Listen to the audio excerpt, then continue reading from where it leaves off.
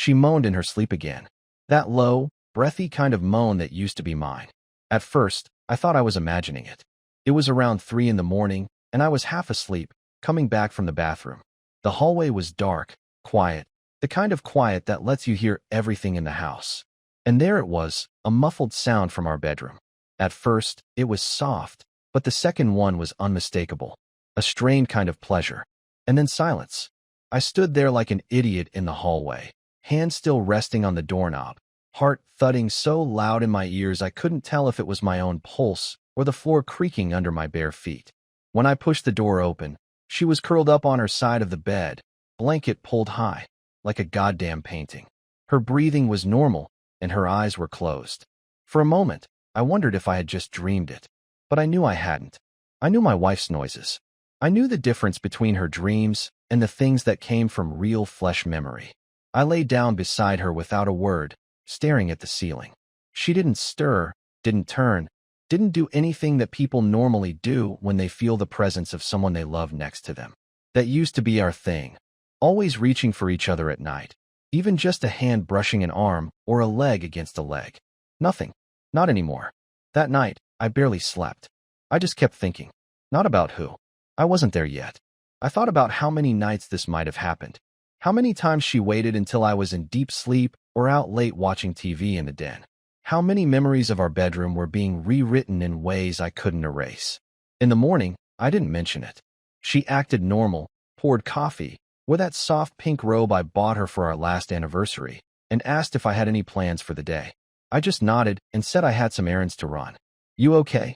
she asked, not out of concern, but routine. "Yeah, just didn't sleep well," I said. She kissed my cheek like always and went back to scrolling through the mail. That made me angrier than anything. The normalcy, the quiet way she returned to life like nothing happened.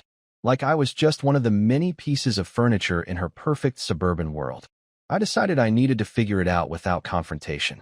I wasn't about to scream or demand answers. I needed to observe. Watch. Listen. It was all about details now. I didn't have access to her phone, and I wouldn't snoop through texts like some desperate soap opera husband. I needed something more real. And I got it 2 days later, thanks to the dog. We never used the guest room. It was one of those rooms that people keep for decoration, with the stiff white comforter and fake-looking throw pillows she arranged once and never touched again. But on Thursday afternoon, while she was at work, I came home early to grab my drill from the garage. The dog, our old golden retriever, Max, ran up the stairs like he always does when he hears the front door, but instead of stopping at our bedroom, he turned and sat in front of the guest room door, tail wagging, ears perked. I thought maybe he smelled something, maybe a dead mouse or something weird in the walls, so I opened the door. The bed had been used. Not just used, messed up. Sheets crumpled like someone had laid there recently. The pillows were dented. One of the lamp cords was halfway unplugged, and the window was cracked open just a little, like someone had tried to air out the room. It didn't make sense. That room hadn't seen a guest in over 6 months. I stood there in silence, just staring. Then I noticed the glass on the nightstand. A water glass, smudged, and a small strand of long, dark hair on the pillow, not hers. My wife is blonde. I didn't touch anything, just closed the door and sat in the hallway for a while. The kind of sit where your back is against the wall, knees up, hands locked together like you're trying to hold your chest from falling apart. Everything started falling into place. The extra loads of laundry on random Thursdays. The new air freshener in the hallway that didn't match any of the others in the house. The way she started locking the back gate again when she always left it open before. Someone had been here. Not once. Not just on some freak day. This was a routine. That night, I made dinner. Nothing special, just spaghetti and a frozen loaf of garlic bread. I watched her eat, chew, sip her wine, laugh at some stupid show on TV. She leaned over once and kissed my forehead. I almost laughed. I wanted to ask her, "Do you use the same lips when you kiss him?" But I didn't. I just said, "You used the guest room this week?" She blinked, surprised. "Huh? No. What?" I shrugged. Just looked like the bed had been slept in. She glanced over her glass, tilted her head. Maybe I laid down in there while I was reading. I've been getting headaches lately in our room. She smiled like that made perfect sense. I didn't even realize I messed it up. Yeah, sure.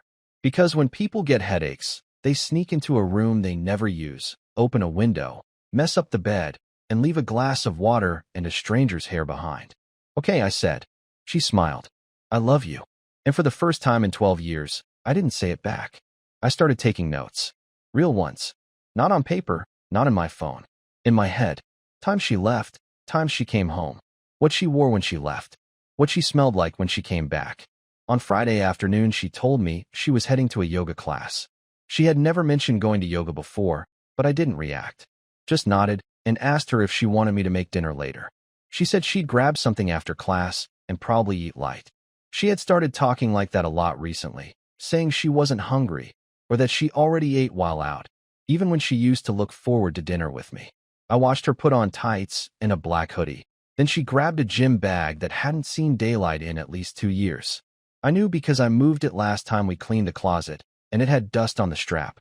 Not anymore. It looked like it had been used a few times this week. Her hair was pulled back neatly, and she sprayed perfume, something mild but expensive, the kind you don't use before stretching in a gym. Where's your mat? I asked, knowing full well she didn't have one. She stopped mid-step. They provide them there. I nodded slowly, watching her. Which place? She took a beat. That new one across from the pharmacy. I forgot the name. I didn't say another word. She kissed my cheek quickly and left the house with a bounce in her step. I waited 5 minutes, put on my shoes, grabbed my keys, and got in the car. I didn't follow her directly. I drove in the opposite direction, looped around the block, and waited near the main intersection she'd have to pass through if she was going where she said. 10 minutes passed. 15. 20. No sign of her. I drove back slowly, turning onto the side street that led to the back gate of our house. Her car was gone. Of course it was. I pulled into the garage, turned off the engine, and sat there thinking. I waited another hour. When she came home, it was dark. She walked in wearing the same clothes, but her hair was different. It looked slightly damp, and she had reapplied makeup. She didn't look like someone who had just finished sweating through a yoga session. She looked like someone who had taken a shower somewhere else and redone herself before coming back to the man who paid the bills. How was class? I asked, keeping my voice flat. It was good. I feel sore already. Probably gonna feel it more tomorrow, she said, then headed to the bathroom. I followed her quietly. She had left the gym bag in the hallway. I waited until she closed the bathroom door, then opened the bag. Inside was a towel that smelled like hotel soap, a small bottle of lotion with a label I didn't recognize, and a second pair of underwear tucked into a side pocket. I didn't touch anything, just closed the bag and went back to the kitchen. She stayed in the bathroom for a while, probably texting him, maybe smiling at her reflection, thinking she was clever. I poured myself a glass of juice, and when she came out, she sat down on the couch with her legs crossed and a blanket on her lap, like nothing in the world had changed. What are you watching? She asked. Just flipping through channels. We didn't speak for the rest of the night. She scrolled through her phone, and I kept my eyes on the screen, though I wasn't seeing anything. My ears were ringing from the pressure of knowing, but not reacting. It was like holding in a scream for hours. The next morning, she left again. This time she said she had to meet a coworker at a cafe to go over some project deadlines. She left early, around 8 a.m., dressed casual, but with makeup that looked just a little too polished for coffee and spreadsheets. After she left, I opened her laptop. I had never done that before. It was unlocked. She never changed her password, probably didn't think I'd ever look. She used to keep everything professional and boring, but now there were bookmarks for hotel sites, discount travel, a folder labeled documents for print that was mostly empty except for one file, a receipt from a boutique downtown for a men's cologne and a pair of silk boxers. I don't wear either. I stared at the screen for a long time. Then I shut the laptop and sat at the dining table, waiting. She returned 3 hours later, carrying a coffee she didn't drink and a fake yun she tossed my way like an apology. I stood in the kitchen, arms crossed. Did the meeting go well? Yeah, we're almost done with the pitch deck. Just need to finalize some numbers. What? I shook my head. No reason. Just asking. She walked past me, went upstairs, and I heard the shower running again. Later that day, I went out alone. I drove to the boutique listed on the receipt. A little place in the arts district that smelled like overpriced candles and ambition. I walked up to the counter and asked the woman if she remembered who bought the items. I showed her the receipt I had printed out. She looked at it, smiled politely, and said, "Yes, I remember her. Blonde, tall, Very sweet. She picked them out herself. Did she say who they were for? She said they were for her boyfriend. Said he liked the scent but didn't want to splurge on it. So she got it as a surprise. I nodded. Thanks. Back in my car, I laughed once. Just once. Not because it was funny, but because I needed some kind of release before I drove myself off the rails. I went home, took off my shoes, and sat on the couch, waiting again. She came down later and asked if I wanted to order something for dinner. I told her no, that I wasn't hungry. She gave me a quick look and said, "Suit yourself," then grabbed her phone and went outside to make a call. I watched her from the window, standing near the garden, talking softly into the receiver with her hand on her hip. I didn't need to hear the words. I had heard enough. She didn't even flinch when I stood in the doorway and told her to come back inside. Her voice didn't change. She didn't hang up. She just turned slightly, covered the mouthpiece with her hand, and said, "1 second." Then she kept talking, walking slowly across the yard like she was on a break from work, not lying to her husband 10 feet away. When she finally came inside, she gave me that look like I was the one causing a problem. I didn't say anything right away. I watched her put her phone on the counter and pour herself a glass of wine, like it was any other Tuesday night and not the moment before I tore everything apart. "I went to the boutique," I said, keeping my eyes on her hand as she poured. She paused for half a second. "What boutique?" "The one where you bought the boxers and cologne. For your boyfriend." Her shoulders didn't drop. She didn't drop the glass. She turned slowly and leaned against the counter like she had rehearsed this moment and knew exactly what to do. "Why were you snooping through my things?" "That's what you're leading with. I just want to know how far this goes." "You checking my emails now? My messages? My bank account?" "I didn't need to check any of that. You left a receipt on your computer. I drove there. The clerk remembered you. Said you told her it was for your boyfriend." She sighed, not in guilt, but in irritation. "I didn't say that." She misunderstood. I walked over and stood in front of her, inches away. "Are you sleeping with someone?" She stared at me for a long time. I could see her running through all the possible answers in her head, trying to figure out which lie would land the softest. But eventually, maybe because she knew I already had enough, she just shrugged slightly. Yes. There was no hesitation, no emotion, just a quiet, matter-of-fact confirmation like she was telling me we were out of detergent. My stomach tightened, and for a second I thought I was going to throw up right there on the floor. I stepped back and leaned against the wall, trying to keep my balance. "Who? It doesn't matter. You don't get to decide that." She finally raised her voice. "It doesn't matter, Josh. It's not serious. It just happened. I didn't plan it. You've been planning it for months." "No, I haven't. It just started a few weeks ago." "Bullshit." She slammed her glass down, hard enough to splash wine on the counter. "Fine. Maybe it's been a couple of months. I don't know the exact date, all right. You used our guest room. That's not what you think. Tell me what I think, then." She looked at me like I was being unreasonable. "I didn't want to bring him into our bed." "How considerate." "I'm serious. That bed is our bed. I didn't want to ruin that." "You already did." She turned and started walking toward the stairs, like the conversation was over, like she could just go upstairs, brush her teeth, and sleep it off. I followed her. "Stop walking away." She stopped on the 3rd step and turned around. "What do you want me to say?" "I want to know why." "Why?" she repeated, like it was a stupid question. "Because I don't feel like your wife anymore. I feel like your roommate. We barely talk. You don't touch me. You don't ask me how I'm doing. You just go through the motions and expect everything to stay the same. I've been here every day. I've done everything for this house. For us. Yeah, you've been here physically. But emotionally, you've been gone for years. I never cheated. I didn't plan this. You still did it." She looked tired then, not from the argument, but like the weight of being caught had finally started to land. She sat on the step and rested her head in her hands. "I didn't mean for it to go this far," she mumbled. "But it did. You let it." There was a long silence. She didn't cry. I didn't either. We just sat there, a few feet apart, like strangers who used to know each other but forgot how to speak the same language. "Is it still going?" I asked. She nodded slowly. "Yes." "Are you in love with him?" "I don't know." I didn't say anything. I didn't trust myself to speak. I went to the living room and sat in the dark. A few minutes later, she walked past me, went into the kitchen, rinsed her glass, and put it in the dishwasher like nothing had changed. Like the foundation of our life hadn't just cracked open in full daylight. I slept on the couch that night, not because I was angry, though I was, but because I couldn't stand to be in the same bed with her, knowing what she had done in that guest room, knowing she had lied to my face every day with ease. In the dark, I stared at the ceiling, just like I had the night of the first moan, but this time, there was no doubt, no confusion, just the hard, heavy truth sitting in my chest.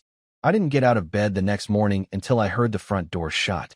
She left earlier than usual, maybe to avoid the silence between us, or maybe to meet him without having to lie again. I sat in the kitchen for a long time, staring at the coffee maker like it owed me something. I wasn't sure what to do with myself. Everything felt like it needed to be done and avoided at the same time. I wasn't the kind of man who plotted revenge, but sitting there, thinking about her using our home like some cheap motel, I knew I couldn't let it go quietly. I wasn't going to scream or hit anything. I was going to make her feel what it was like to live in a world where she didn't control the narrative anymore. The first thing I did was call in sick to work, which I had never done in 10 years. My boss sounded concerned, asked if I was okay, and I told him I just needed the day. After that, I started packing. Not for me, but for her. I went into our closet and pulled out her things, folded them, and stacked them in neat piles by the door. I didn't touch anything fragile, didn't break anything. I didn't want to look like a man who'd lost control. I wanted her to see everything laid out clearly when she came home. I took her shoes from the rack, her coats from the hallway closet, and even the small things, her earrings from the tray in the bathroom, her extra phone charger, the books she kept on her nightstand. It took hours, but by the end of it, her presence in the house was reduced to a collection of items waiting to be taken somewhere else. I didn't stop there. I opened my laptop and wrote a list of every detail I knew. The receipts, the guest room, the cologne. I made copies and printed them, 3 sets. One for her parents, one for HR at her company, and one I would leave for her directly. I didn't plan on mailing them yet, but I wanted her to know I could. I didn't need to humiliate her to the world, not unless she tried to twist this into something it wasn't. I wanted leverage, not war. By the time she came home, the sun was starting to go down. I heard her pause in the hallway, then walk slowly through the door. She saw the boxes before she saw me. "What is this?" she asked, not angry, just confused. "It's your stuff. You're kicking me out." I nodded. "Yeah. You can't just, Josh, you can't do this right now. We need to talk." "No, you had your chance to talk. For months. You chose to talk to him instead. I didn't think it would go this far. I didn't think that I'd find out." She swallowed hard and looked down at the boxes. "I'll stay with Rachel," she said quietly. "I don't care where you stay." She picked up her phone and walked into the kitchen. A minute later, I heard her talking, asking if she could crash for a few nights. I waited in the living room, arms crossed, watching the clock. She came back out, grabbed her purse, then turned toward me like she wanted to say something important. "I didn't do it to hurt you. You still did." She stood there a moment longer, then left without another word. I didn't feel relief. I didn't feel better. I felt like someone had just removed a tumor, and all that was left was a gap where pain used to live. That night, I did something I hadn't done in years. I went out. Not to a bar or some cliché place where broken men drink and talk to strangers, but to the diner near the highway where I used to go before we got married. I sat in the booth by the window and ordered the same thing I always used to. The waitress, older now but still sharp, recognized me. She asked how I'd been, and I said, "Waking up." She smiled like she understood. After eating, I drove around for a while.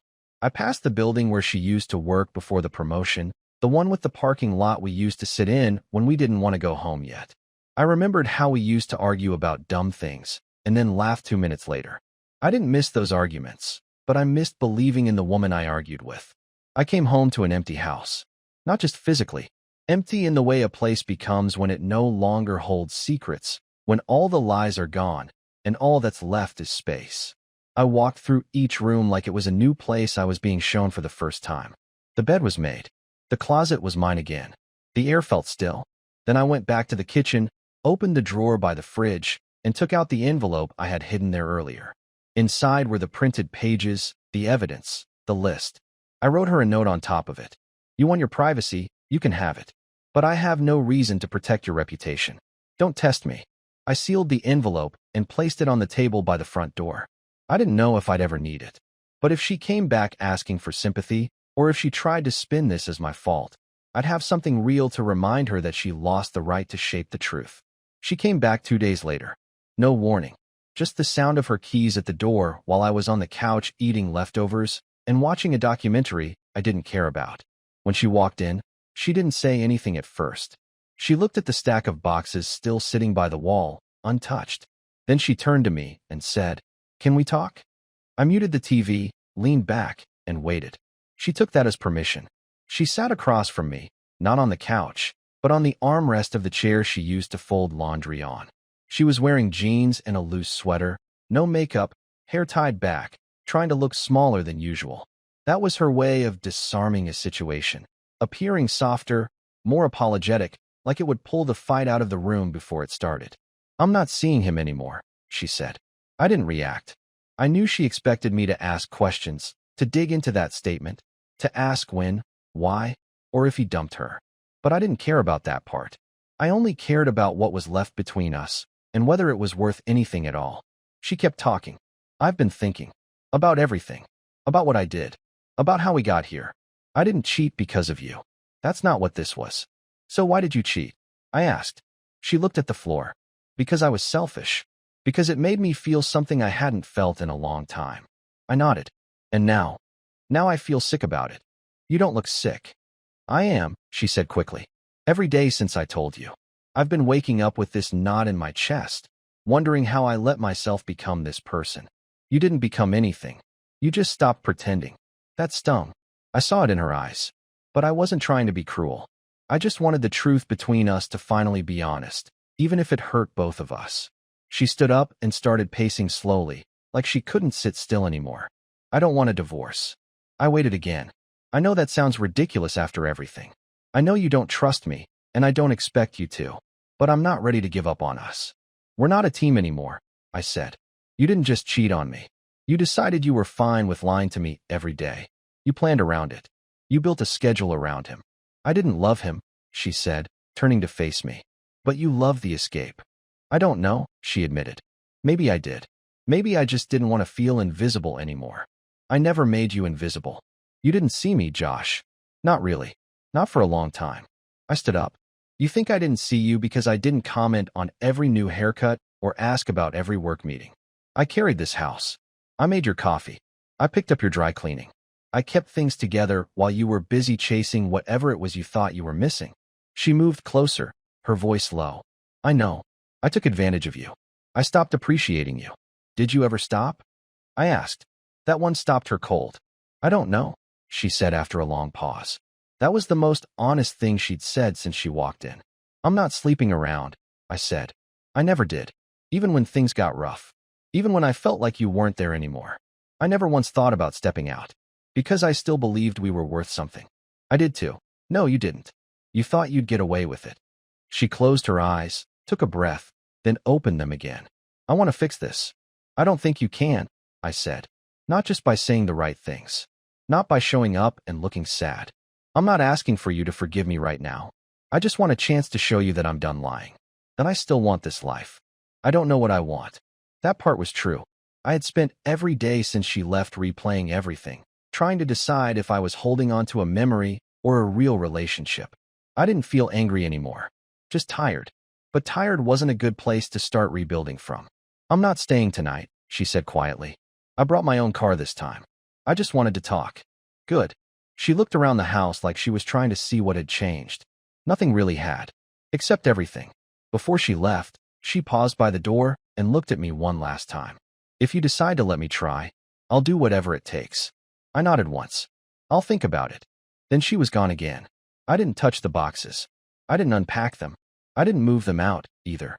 I needed to sit with the weight of what she said and the emptiness of the days ahead. It took me 4 days to call her. I didn't plan it like that.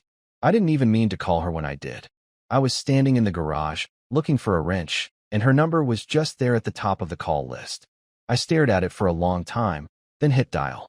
When she picked up, her voice was quiet, like she hadn't expected me to follow through. "Hey," she said. "I need to talk. In person." "Okay. I can come by now." "No. I don't want to do it here." She understood what I meant, didn't ask any questions. We met at a park halfway between our house and her sister's. It was empty, Just a couple of benches and some old trees that looked like they hadn't been trimmed in a decade. We sat on opposite ends of one bench, and for a while neither of us spoke.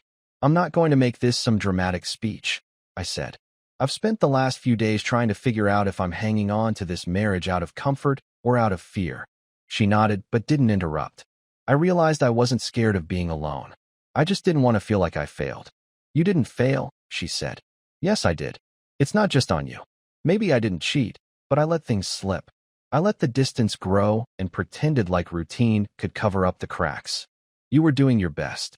And so were you. I asked. She didn't answer. That's the problem. You weren't. I know that now. I looked at her, and she looked worn out. Not in the physical sense, but like someone who had been forced to look at themselves honestly and couldn't decide if they liked what they saw. I'm not going to send anything to your work or your parents. I printed it all to scare you, and maybe that was petty, but I needed to feel like I had something left. Thank you, she whispered, but I'm filing for divorce. She sat still, eyes fixed on the gravel. I figured. I thought maybe I'd come around. That maybe with enough time, I'd stop seeing that guest room every time I looked at you. But I won't. I don't want to live with a version of you that I have to keep doubting. I would have tried, she said, still not looking up.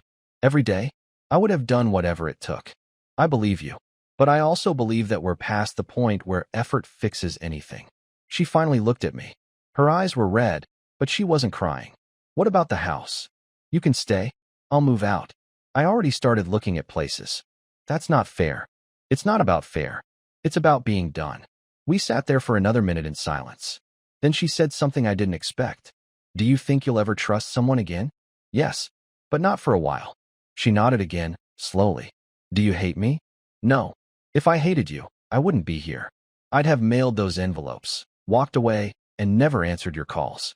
I don't hate you, but I don't want to love you anymore, either. She wiped her hands on her jeans. Do you want me to sign anything? My lawyer will send over the papers. There's nothing messy to fight over. Just signatures. She stood up and stretched like she hadn't realized how tense her body had been. I'm sorry, she said one more time. I know. That was it. We didn't hug. We didn't make vague promises about staying friends. She walked to her car, and I walked to mine. I watched her drive off. Not fast, not slow, just steady. I sat in my car for a while, breathing in the silence, the kind that only comes after every word's been said. Later that evening, I packed a suitcase. I didn't take everything, just the basics. A couple of shirts, my laptop, some toiletries. I left the rest. I'd come back with boxes when it was time. I texted my friend James, asked if I could crash in his spare room for a few weeks. He replied right away with the address and told me the key was under the mat. I left the house without looking back. No grand moment, no final glance over the shoulder. Just me, the car, and the road. This isn't the story I thought I'd ever tell about my life.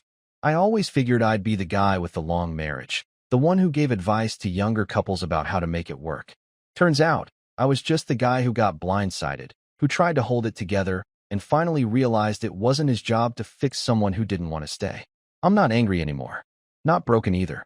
Just ready to start again. Without her. Without lies. Just with myself, and whatever comes next.